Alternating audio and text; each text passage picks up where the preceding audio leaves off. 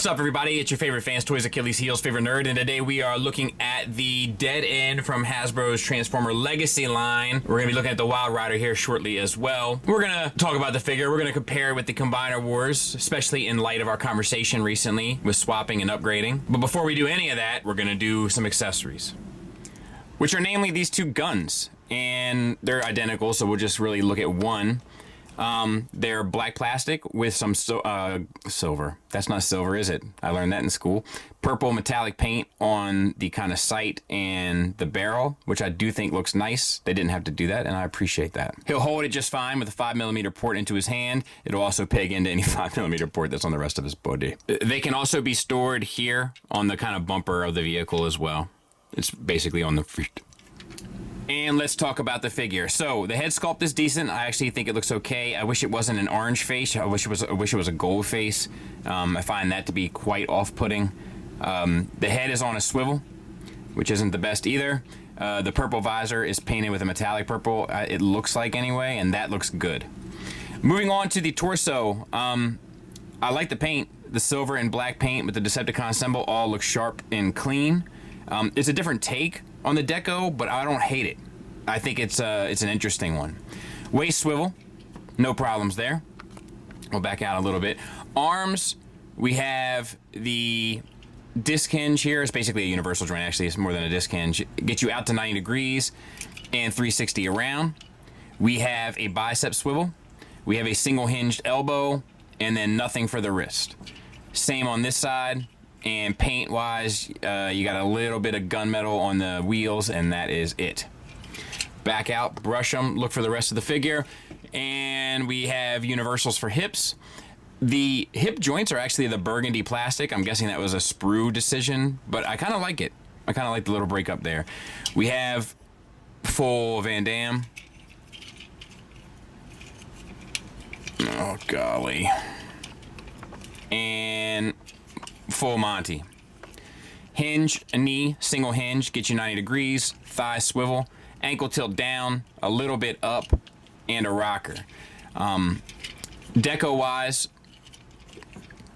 not a whole lot. We have the wheels once again, and then the car detailings. We'll talk about more when we get to car mode.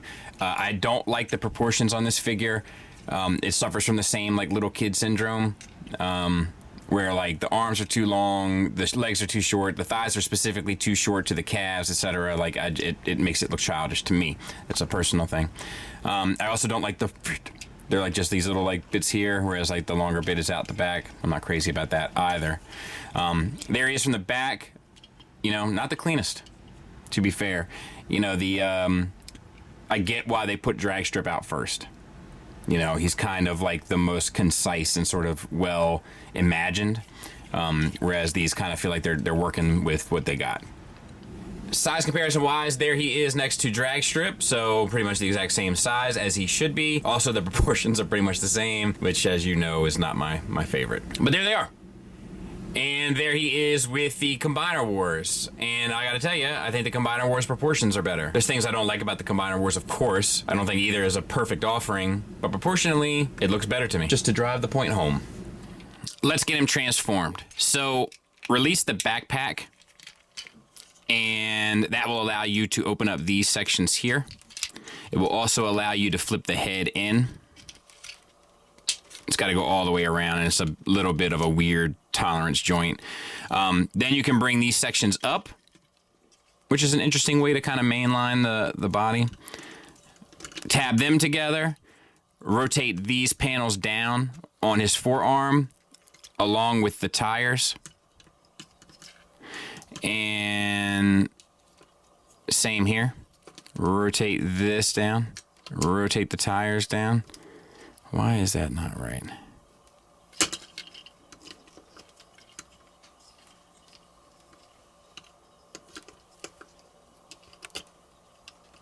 There it is. I just couldn't get it all the way around. They got to come all the way around. You got to make sure the bicep's straight, that's all.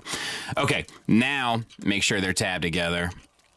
Bring them down, and they'll go inside of the kind of flank. And then this piece will come down and this piece will come down and form up the front of the car. Then for the lower body, just flip the back to the back of the vehicle and then open up these panels. You can tab that together. Combiner Wars, ironically, the legs in. Close this back up.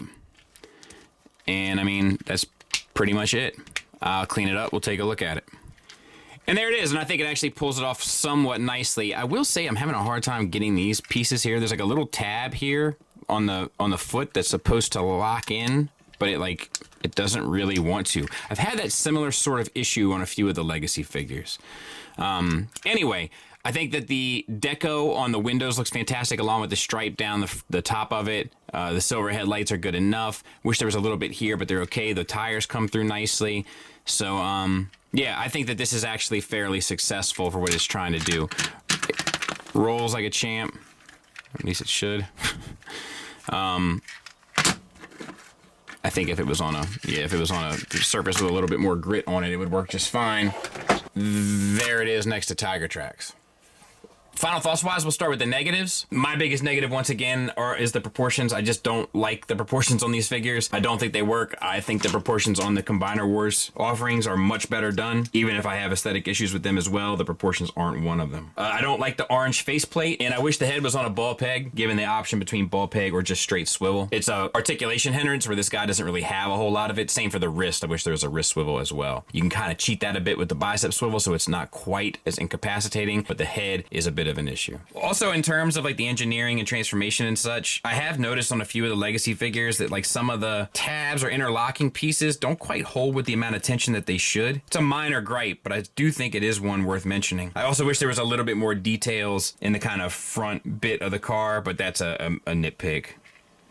Positives wise, I think the majority of the articulation does work across the board. Perhaps more so obvious in the first bit that we just looked at pose wise than this one, but even this one has some nuance to it. But stuff like the ankle tilts up, down, and rocker, along with everything else kind of just doing at least the minimum amount to get by, really does do a lot of favors for this figure. On top of that, I think that the paint is done really well. I do wish that the orange face was gold, but that withstanding, it's still painted well. To even include paint on the accessories, which we don't always get. I actually think that the transformation specifically for the upper half of the body is pretty interesting. The way that the kind of torso collapses at the top of the chest in order to kind of streamline the car. Like, I dig that. I think it's pretty clever stuff. And I love a lot of the deco that comes through on the car itself, like the stripe down the top of it and so on and so forth. So overall, I can recommend it. I just don't think it's the best looking thing, but I don't hate it. And that's saying something. Other than that, I'll be back Wednesday. Thanks for listening. Thanks for watching. Until next time, take care.